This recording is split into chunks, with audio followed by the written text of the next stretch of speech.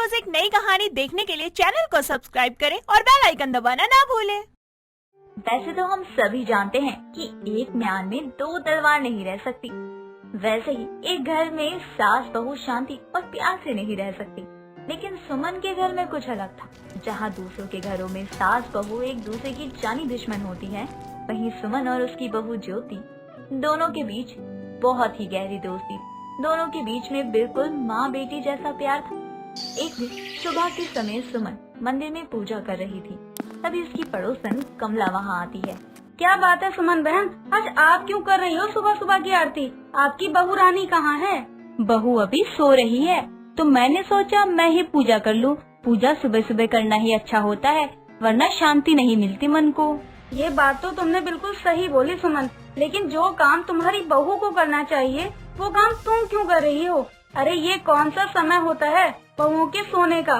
तूने अपनी बहू को कुछ ज्यादा ही सर पे चढ़ा रखा है।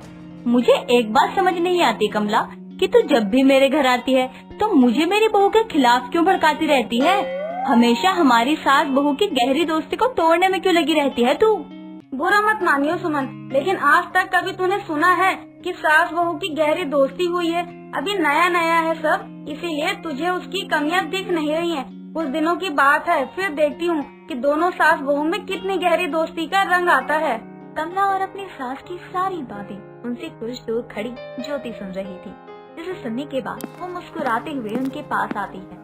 कमला आंटी, आप इसकी चिंता मत करिए, जो गहरी दोस्ती हमारी सास बहू की अभी है वो आगे भी रहेगी, देख लेना आप। ये हुई ना बात बहू, तूने जो बोला बिल्कुल सही बोला।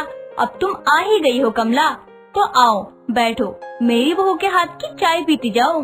जी आंटी जी, आइए बैठिए आराम से, मैं अभी आपके लिए चाय लेकर आती हूँ।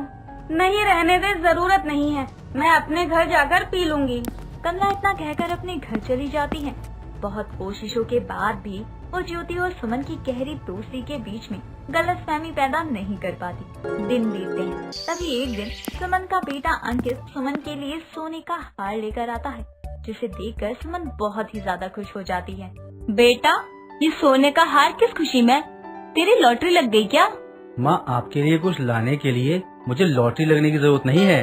आपका बेटा खुद इतना काबिल है कि वो अपनी माँ के सभी सपने पूरे कर सकता है। हाँ बेटा, वो तो मैं जानती हूँ, लेकिन अब इन हार वार की मुझे क्या जरूरत है? ये हार वार तो अपनी पत्नी के लिए लेकर आया कर। माँ, उसके लिए तो आप ही हैं, मुझे चिंता करने की जरूरत नहीं है। आपके होते हुए उसे किसी चीज की कोई कमी नहीं हो सकती है। बेटा, तुझे अपनी माँ पर इतना भरोसा है? हाँ माँ, मुझे आप पर अपने आप से ज्यादा भरोसा है, और मुझे ही नहीं बल्कि ज्योति को भी आप पर पूरा भरोसा है। अच्छा, वो सब ठीक है, लेकिन ये सोने का हार किस लिए है ये तो बता। माँ, ये हार मेरी तनख्वाह बढ़ने की खुशी में है, लेकिन माफ करना, मैं आपके लिए डायमंड सेट नहीं ला पाया। आपने कहा था ना कि आप इस बार रजनी को राखी पर डायमंड सेट देना चाहती हैं, पर मैं आपकी ये छोटी सी डिमांड भी पूरी नहीं कर पाया। सुमन और अंकित आपस में बात कर ही रहे होते हैं, तभी ज्योति हाथों में डायमंड सेट लेकर उसके पास आती है। आप लोगों को चिंता करने की कोई जरूरत नहीं है। अगर माँ जी ने दीदी को डायमंड सेट देने का बोला है राखी पर, तो वो जरूर देंगी। लेकिन वो कैसे? मेरा अभी इतना बजट नहीं है कि मैं डायमंड सेट खरीद सकूं। खरीदने की जरूरत ही क्या है, ये है ना मेरा डायमंड सेट। जब से आपने बनवा कर दिया है, तब से मैंने अभी तक इसको गले में नहीं डाला, इसलिए आप यही डायमंड सेट उठाकर दीदी को दे देना। मेरे लिए बाद में बनवा देना। मैं कौन सा भागी जा रही हूँ कहीं, मुझे तो यही रहना है। लेकिन फिर तुम क्या पहनोगी राखी पर जब अपने घर जाओगी? बहू ये हार पहन लेगी जो तू आज मेरे लिए लाया है। ये भी तो नया है, मैंने अभी ठीक से देखा तक नहीं है। अंकित ज्योति और सुमन की बात सुनकर हैरान रह जाता है, क्योंकि उसने आज तक कभी सास बहू की इतनी गहरी दोस्ती नहीं देखी थी। लेकिन अपनी माँ और पत्नी को एक दूसरे के साथ इतना खुश देखकर वो भी बहुत खुश हो जाता है। नजर ना लग जाए सास बहू की गहरी दोस्ती में। यहाँ आजकल की सास बहुएं एक दूसरे के साथ रहना तक पसंद नहीं करती, और दोस्त बनना तो बहुत दूर की बात है। ये आपने सही कहा, लेकिन आप चिंता मत करिए, आपको इस दुख का सामना नहीं करना पड़ेगा। आपके घर में दोनों सास बहू में बहुत गहरी दोस्ती है, जो कभी खत्म नहीं होगी। अब चलिए जल्दी से दीदी को फोन करिए आने के लिए। हाँ हाँ, करता हूँ। अंकित इतना कहकर अपनी बहन को राखी पर आने के लिए कॉल करता है और थोड़ी देर बाद अपने कमरे में चला जाता है। समय बीतता है। तभी एक दिन ज्योति खीर लेकर कमला के घर जाती है और देखती है कि कमला की बहू रो रही होती है और कमला ने अपना पैर उसके हाथों पर रखा था।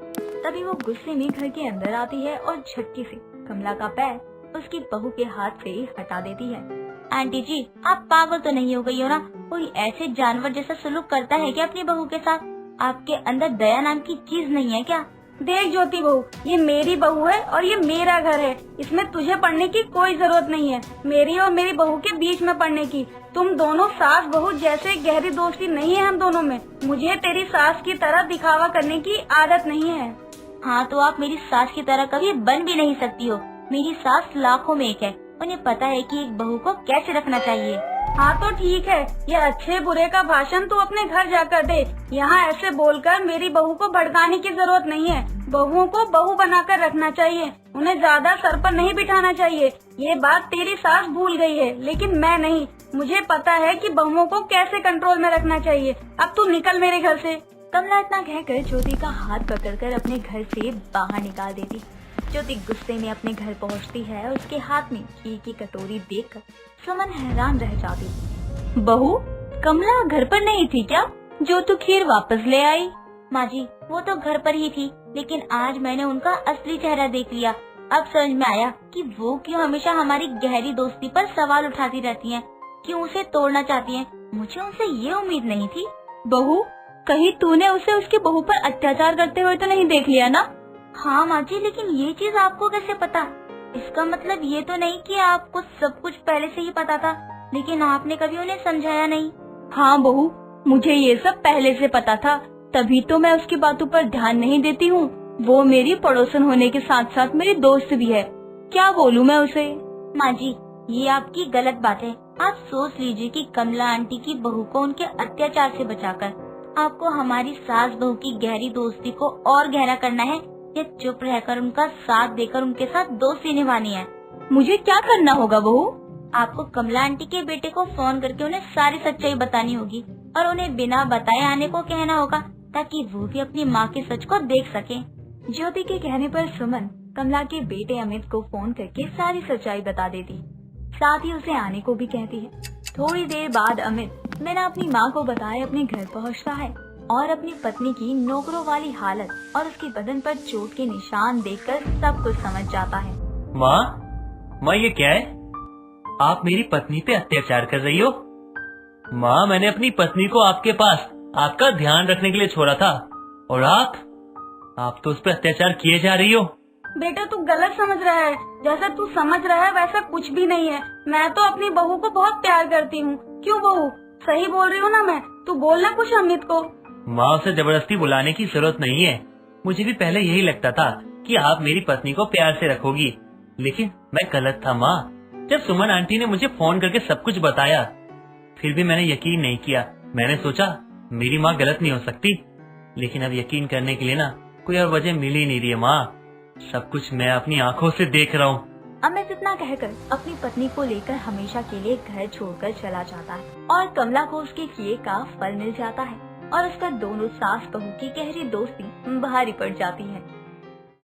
दोस्तों, अगर आपको ये कहानी पसंद आई तो इसे लाइक करें, शेयर करें और कमेंट करके बताएं कि कहानी में आपको सबसे अच्छा क्या लगा।